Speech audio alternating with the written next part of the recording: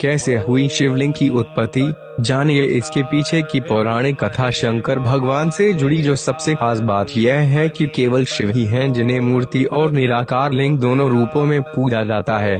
हिंदू धर्म में शिवलिंग की पूजा का इतना महत्व है कि इसकी पूजा समस्त ब्रह्मांड की पूजा के बराबर मानी जाती है। लोग शिवलिंग को भगवान शिव के प्रतीक के रूप में पूजते हैं। सोमवार के दिन शिवलिंग की पूजा का विशेष महत्व है। इसके पूजन से मनुष्य की सभी मनोकामनाएं पूरी होती हैं। लेकिन कई लोगों के मन में यह प्रश्न उठता है कि आखिर शिवलिंग की उत्पत्ति कैसे हुई। इसके पीछे कई पौराणिक कथाएं मौजूद हैं। शिव का अर्थ है परम कल्याणकारी और लिंग का अर्थ होता है सृजन। वहीं संस्कृत में लिंग शब्द का प्रयोग चिन्ह या प्रतीक के लिए होता है। इस प्रकार शिवलिंग का अर्थ हुआ शिव का प्रतीक।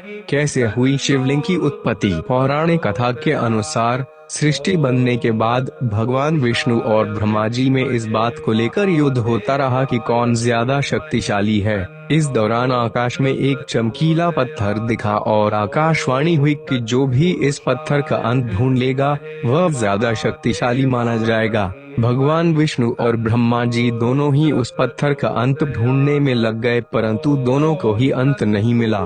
थककर भगवान विष्णु ने स्वयं हार मान ली, लेकिन ब्रह्मा जी ने सोचा कि अगर मैं भी हार मान लूं तो विष्णु ज्यादा शक्तिशाली कहलाएगा। इसलिए ब्रह्मा जी ने झूठे में यह कह दिया कि उनको पत्थर का अंत मिल गया है। इसी बीच फिर से आकाशवाणी हुई कि मैं शिवलिंग हूँ और मेरा ना कोई अंत है ना ही शुरुआत, और उसी समय भगवान शिव प्रकट हुए।